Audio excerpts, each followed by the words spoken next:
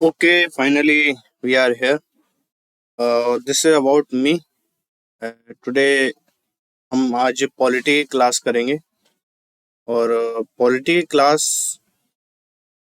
Okay polity की class करेंगे तो आज हम स्टार्ट करने वाले हैं इंडियन पॉलिटी, जिसमें हम पढ़ेंगे कि फंडामेंटल राइट्स क्या होते हैं, है ना। तो फंडामेंटल राइट्स, एक तो राइट्स का मतलब हम समझेंगे कि, और दूसरा क्या है कि फंडामेंटल का मतलब क्या होता है। ठीक है, तो this is about me, Vikash Kushwa, and I'm an educator at Excellence IAS Bhopal. Okay, चलिए स्टार्ट करते हैं। सबसे पहले आप बताइए कि फंडामेंटल का मतलब क्या होता है और राइट्स का मतलब क्या होता है।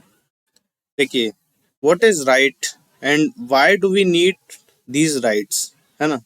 हमको अधिकारों की क्या जरूरत है और ये सबसे पहले ये अधिकार होते क्या है, हमको इनकी क्या जरूरत है, क्या आवश्यकता है। राइट्स वह अधिकार जो आपको जीवन जीने के लिए, आपका जीवन अच्छा बनाने के लिए आपको कुछ प्रिविलेजेस मिलते हैं। और ये प्रिविलेजेस ये हमेशा स्टेट के अगेंस्ट रहते हैं, ये मतलब गवर्नमेंट के अगेंस्ट रहते हैं आपके, है ना। स्टेट नहीं, गवर्नमेंट के अगेंस्ट रहते हैं कि गवर्नमेंट, कोई भी गवर्नमेंट आए, वो इतनी आर्बिट्रेरी मैनर से आपको, आपके अधिकारों को ना दबा पाए जिससे कि आपका चौमुखी विकास रुक जाए, है ना।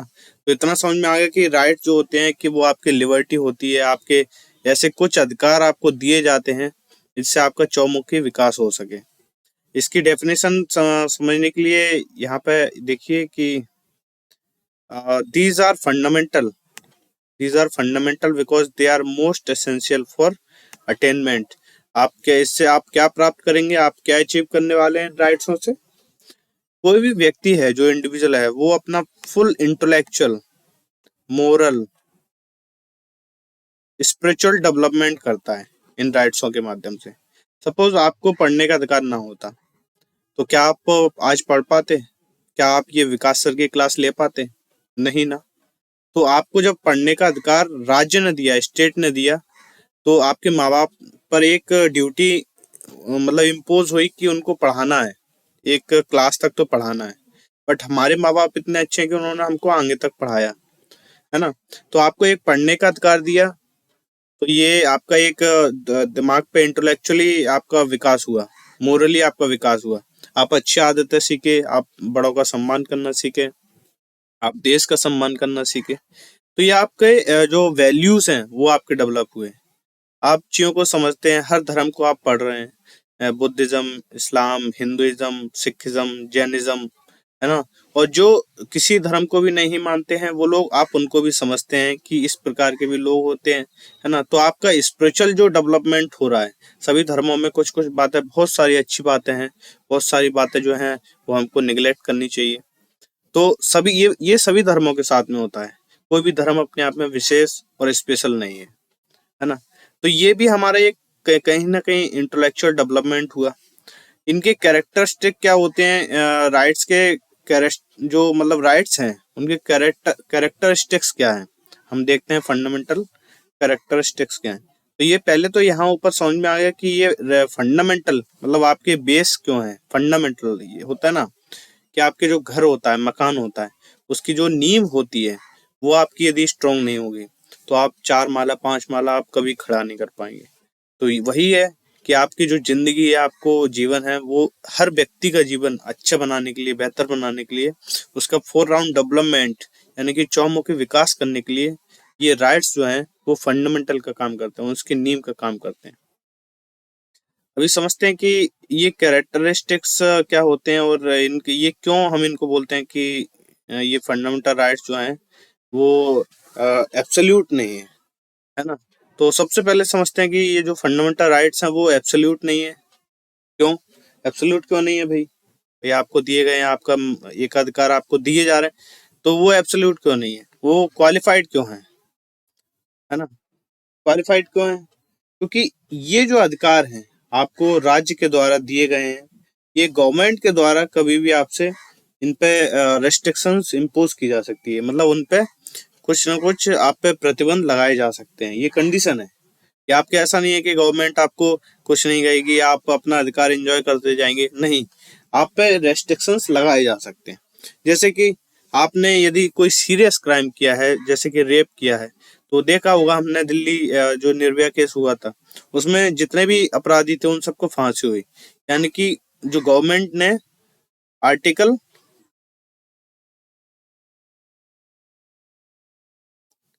आर्टिकल 21 उन लोगों का, यानी कि राइट टू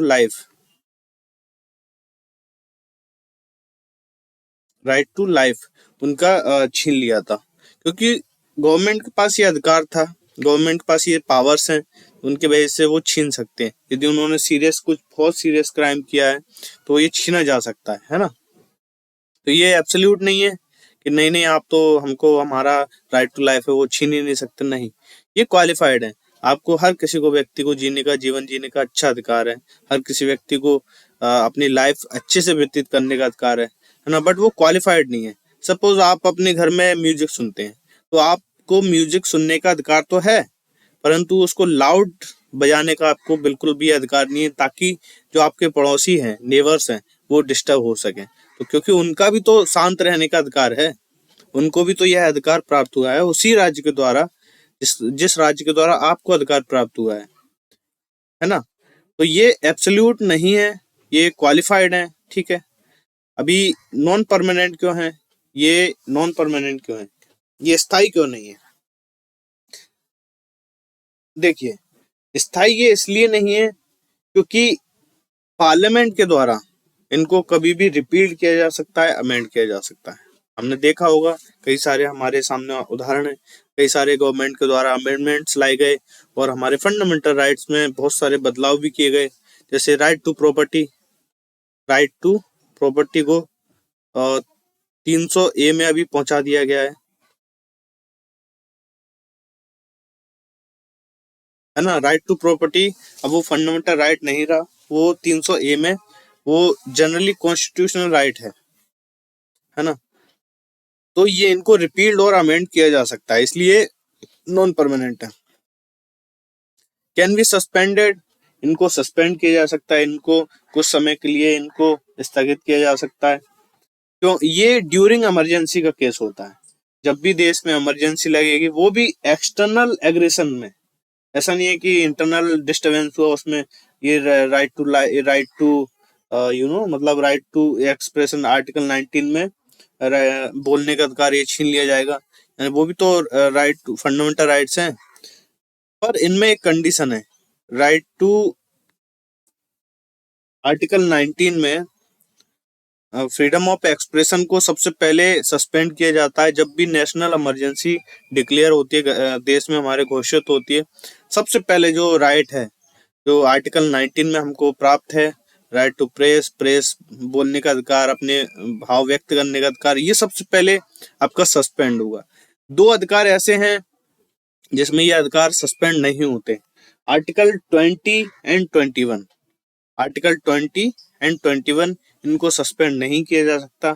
ये ऐसे फंडामेंटल राइट्स हैं कि आपको जीवन जीने का अधिकार देते हैं। Article 21 right to life.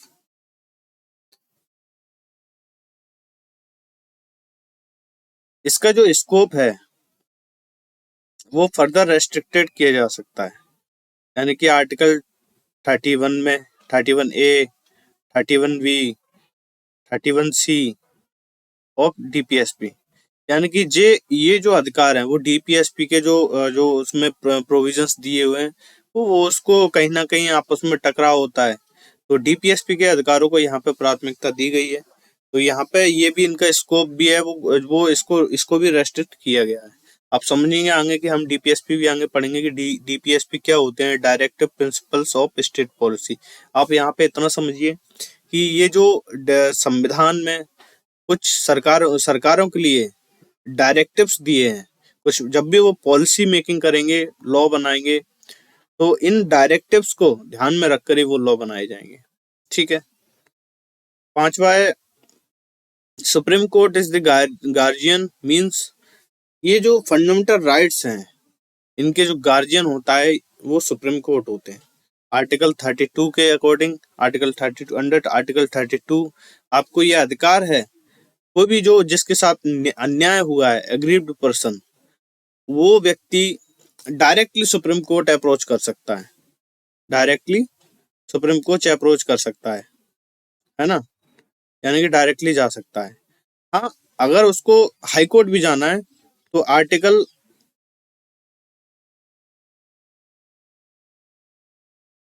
Article 226 article 226 के अकॉर्डिंग वो हाई कोर्ट भी जा सकता है। तो यहाँ पे ये समझ में आ गया कि इनके जो कैरेक्टरिस्टिक्स है वो किस प्रकार के हैं। Some of them are exclusively for Indian citizens, यानी कि जो हमारे फंडामेंटल राइट्स हैं वो केवल हमारे इंडियन सिटीजन्स के लिए नहीं है, वो नॉन सिटीजन्स के लिए भी है। और कुछ ऐसे राइट्स हैं जो केवल इंडियन सिटीजन्स ही इंजॉय करते हैं, जैसे कि आर्टिकल जो 15 है, आर्टिकल 15,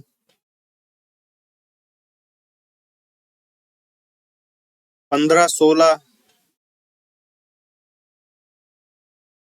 19, 29, 30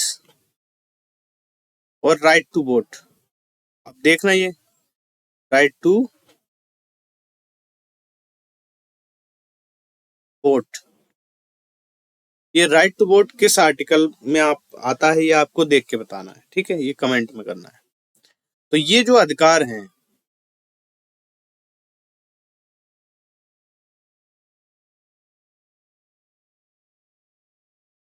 ये जो अधिकार हैं वो फंडामेंटल राइट्स इस प्रकार से, कैरेक्टरिस्टिक्स इनका इस प्रकार से है। ये जो अधिकार हैं fundamental rights,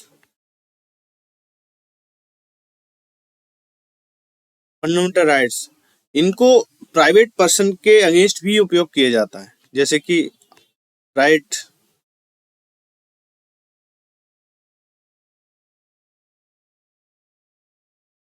right against discrimination, article 15 का सब क्लॉज 2 है ना। आर्टिकल जो 17 है अनटचेबिलिटी के अगेंस्ट, छुआछूत है, इन सब के भी जैसे जो जो आर्टिकल 17 है अनटचेबिलिटी, ये आप देखेंगे कि ज्यादातर जो ये केसेस पाए जाते हैं ये देहात, हमारे गांव क्षेत्र में, और कई सारे मंदिरों में जो अनटचेबल्स हैं उनको घुसने पर, एंट्री पर उनको रोका जाता है। तो ये केस जो है, ये जो एक जो अनटचेबिलिटी के केसेस आते हैं ये प्राइवेट पर्सन के अगेंस्ट ही ज्यादा यूज किए जाते हैं। और गवर्नमेंट जो है वो पब्लिक पर्सन है उसके भी अगेंस्ट यूज किए जाते हैं, प्राइवेट पर्सन के भी प्राइवेट पर्सन के ये ज्यादा अगेंस्ट यूज किए जाते हैं। राइट अगेंस्ट एक्सप्लॉयटेशन, आर्टिकल 23, 24, ये आप समझ गए, article 23, 24।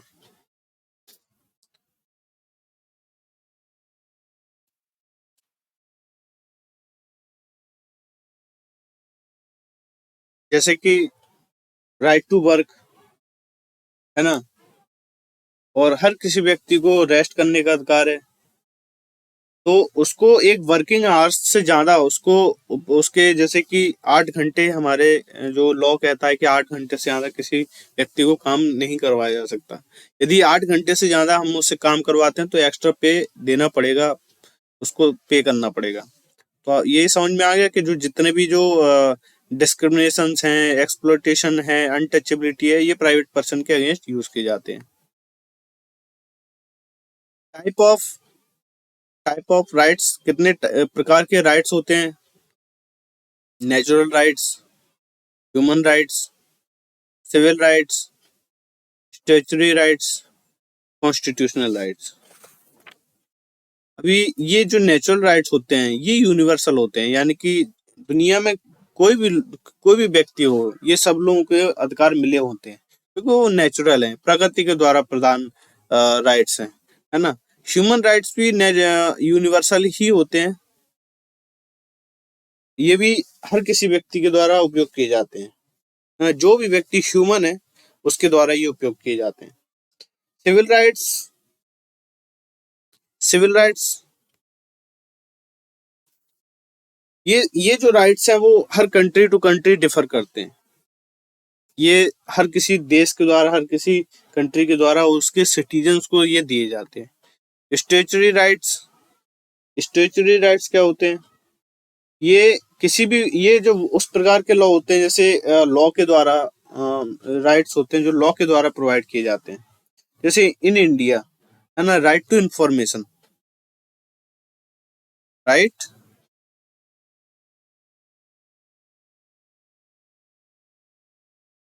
Right to information. RTE सुने हैं आप? आरटीआई, राइट टू इंफॉर्मेशन, ये एक लॉ के द्वारा प्रोवाइड किया जाता है। ये 2005 में आया था। कॉन्स्टिट्यूशनल राइट्स, जैसे कि हमारे फंडामेंटल राइट्स हो गए, हमको संविधान के द्वारा प्राप्त हैं। संविधान में उनकी सुरक्षा है और सुरक्षा करने वाला सुप्रीम कोर्ट है, हाई कोर्ट भी है। तो ये समझ में आ गया कि वो क्वालिफाइड भी नहीं है, नॉन परमानेंट हैं, परमानेंट नहीं है, उनको बदला जा सकता है, रिपील्ड किया जा सकता है, ठीक है, पार्लियामेंट के द्वारा उसमें बदलाव किए जा सकते हैं। और दूसरा कैसा, उनको सस्पेंड किया जा सकता है ना, सस्पेंड किया जा सकता है। नेशनल इमरजेंसी के टाइम पे उनको सस्पेंड किया जा सकता है। उनका जो रेस्ट्रिक्शन है आगे, स्कोप भी एक लिमिटेड है। उनको डीपीएसपी में जो ये आर्टिकल ऊपर मैंने समझाया, ये वहां पर इनको रेस्ट्रिक्ट करते हैं। सुप्रीम कोर्ट इनका गार्जियन है, मतलब जो एग्रीव्ड पर्सन है, जो जिसके साथ अन्याय हुआ है, वो डायरेक्टली सुप्रीम कोर्ट जा सकता है। कुछ राइट्स हैं वो इंडियन सिटीजन्स को तो स्पेशल मिले हुए हैं, बट कुछ राइट्स ऐसे भी हैं जो नॉन सिटीजन्स को भी मिले हुए हैं। चलिए, तो अभी हम यहाँ पर समझते हैं कि आर्टिकल 12 जो हमारा, जो आपने यहाँ पर देखा होगा कि हमारे जो राइट्स हैं, जो हमारे राइट्स हैं वो कहाँ से कहाँ तक स्टार्ट होते हैं। हमारे राइट्स स्टार्ट होते हैं part 3 of Indian constitution, part 3 of Indian constitution, article 12 to 35 हमारे राइट से स्टार्ट होते हैं।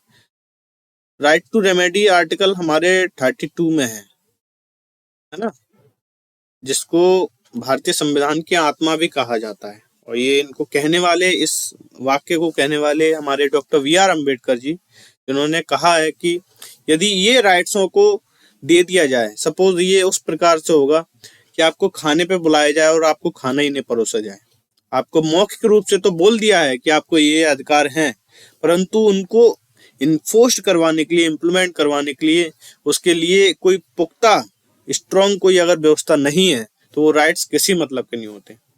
उसी प्रकार से जैसे कि नेता लोग वायदा कर देते हैं, बहुत सारे वायदे जनता में बोल के आ जाते हैं, पर उनको इम्प्लीमेंट करवाने के लिए बाद में उनसे पूछो तो वो ये बोलते हैं कि ये जुमला है। जैसे कि 15-15 लाख की बात जो हमारे बीजेपी गवर्नमेंट जब अभी चल रही है, उनके मोदी जी ने कहा था कि 15-15 लाख हर किसी के खाते में आएंगे।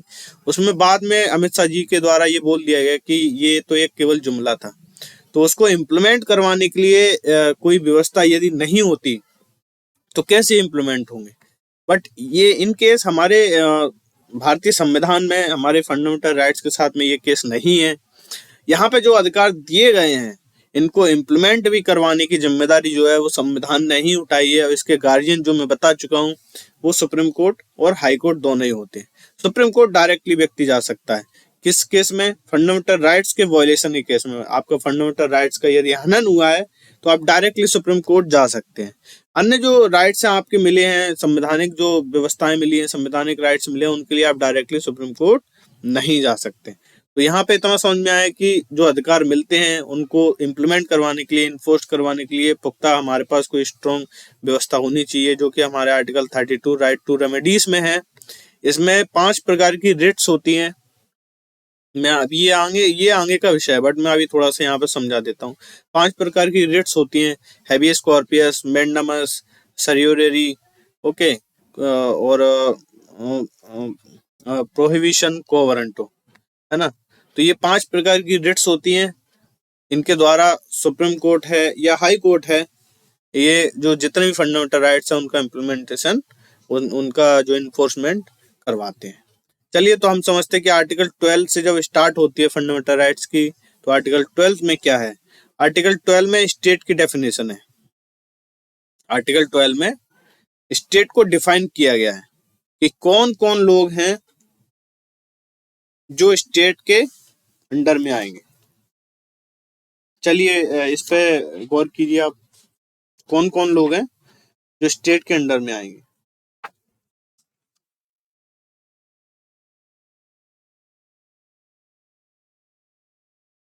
देखिए, सबसे पहले तो गवर्नमेंट और पार्लियामेंट ऑफ इंडिया। इसका मतलब क्या है? गवर्नमेंट का मतलब होता है एग्जीक्यूटिव। जितने भी आपके आईएएस, आईपीएस, आपके डीएसपी और आपके तहसीलदार, जितने भी आपके प्रशासनिक अधिकारी हैं और जितने भी मशीनरी है, वो सारा एग्जीक्यूटिव यानी गवर्नमेंट का हिस्सा होती है। पार्लियामेंट में एमपीस, लोकसभा से, राज्यसभा से जो एमपीस हैं वो एक गवर्नमेंट का हिस्सा होती है, ये स्टेट का हिस्सा होती है। मैंने कुछ वीडियो में आप बताया कि स्टेट का मतलब क्या होता है, ये किन चार एलिमेंट से मिलकर बनता है स्टेट। उनमें से एक एलिमेंट गवर्नमेंट है, गवर्नमेंट का ये पार्ट है। यही केस सेम केस होता है गवर्नमेंट, लेजिस्लेचर ऑफ स्टेट्स, यानी कि जो विधानसभाएं होती हैं, विधायक लोग होते हैं अपने, वो भी स्टेट के डेफिनेशन के अंडर आते हैं। All local authorities, all local authorities का मतलब म्यूनसिपैलिटीज हो गए, पंचायती राज हो गए, डिस्ट्रिक्ट बोर्ड्स हो गए, है ना, ईटीसी। ऑल अदर अथॉरिटीज का मतलब क्या हो गया? सेल, ओएनजीसी, एलआईसी और अदर जो स्टेचुरीज अथॉरिटीज होती हैं, वो सारी अदर इसमें आ जाएंगी, है ना। आर्टिकल 13 में क्या है? आर्टिकल 13 में है ये आपका बहुत ही इम्पोर्टेंट जो है, वो आपका ये जो टॉपिक है बहुत ही इम्पोर्टेंट टॉपिक है कि डॉक्ट्राइन ऑफ जुडिशियल रिव्यू। ये बहुत लोगों को समझ में नहीं आता ये होता क्या है एक्चुअली। ये आर्टिकल 13 में दिया हुआ है, डॉक्ट्राइन ऑफ जुडिशियल रिव्यू। और लॉस जो भी इनकंसिस्टेंट हैं फंडामेंटल राइट्स के साथ में, वो सारे वॉइड होंगे। जैसे कि आज़ादी के बहुत सारे लॉस हैं जो हमारे मौजूदा संविधान में जो फंडामेंटल राइट्स दिए हैं, यदि उनसे संगत नहीं खाते, उनसे सहमति नहीं बनती है, यदि उनको वो वॉयलेट करते हैं, वो सारे वॉइड किए जाएंगे। और आगे भी जितने भी फंडामेंटल राइट्स को यदि कोई भी वॉयलेट करते हैं, तो सुप्रीम कोर्ट उसकी देखरेख के लिए जुडिशियल रिव्यू है। और जुडिशियल रिव्यू के माध्यम से कोई भी बिल आता है, वो लॉ बनने से पहले, यदि इवन लॉ बन भी जाता है, तो उसके बाद भी वो चैलेंज किया जा सकता है कोर्ट में, और उस पर जांच पड़ताल होगी। यदि वो इन राइट्सों को, फंडामेंटल राइट्सों को वॉयलेट करते हुए पाया जाता है, तो वो ऑटोमेटिकली उसको सुप्रीम कोर्ट उसको वॉइड कर देता है, या कुछ हिस्सा जो होता है उसको वो हटा देता है। जैसे कि मान लीजिए ये एक बिल आया, ये एक क्लॉज, दो क्लॉज, तीन क्लॉज, चार, पाँच, छ, 7 और 8, सपोज ये 8 क्लॉज का कोई बिल है। यदि मान लीजिए ये वाला क्लॉज है, ये ठीक है, जैसे कि सरकार कुछ स्कीम लाना चाहती है, यदि यहाँ पे 3-4 जितने भी क्लॉज हैं वो ठीक हैं, और कुछ क्लॉज ऐसे हैं जैसे कि सरकार उनका बोलने का अधिकार छीन रही हो, आर्टिकल 19 को इफेक्ट कर रही हो, आर्टिकल 21 को इफेक्ट कर रही हो, है ना, आर्टिकल 17 को इफेक्ट कर रही हो सकता है कि अनटचेबिलिटी को कुछ बढ़ावा मिल रहा हो उस लॉ से, उस बिल से, है ना। हो सकता है कि जो आर्टिकल 21 है, article 21A right to education को इफेक्ट कर रहा हो सकता है right to education RTA act में कुछ इफेक्ट कर रहा हो, लोगों की शिक्षा खतरे में हो। तो ये जो अधिकार हैं जो मिले हैं, तो सुप्रीम कोर्ट क्या करेगा कि इन क्लॉजों को कर्टेल कर देगा, जुडिशियल रिव्यू के माध्यम से। ये पावर होती है सुप्रीम कोर्ट की। आर्टिकल 32 में मैंने बताया आपको, हेवियस कॉर्पस जितने भी 5 रिट्स हैं उनके माध्यम से, और हाई कोर्ट की भी पावर्स होती है ना। तो इनको कर्टेल कर देगा सुप्रीम कोर्ट, हमारी जुडिशरी इनको कर्टेल कर देगी। यदि पूरा लॉ ही गड़बड़ पाया जाता है तो पूरा लॉ ही नल एंड वॉइड हो जाता है। क्या हो जाता है?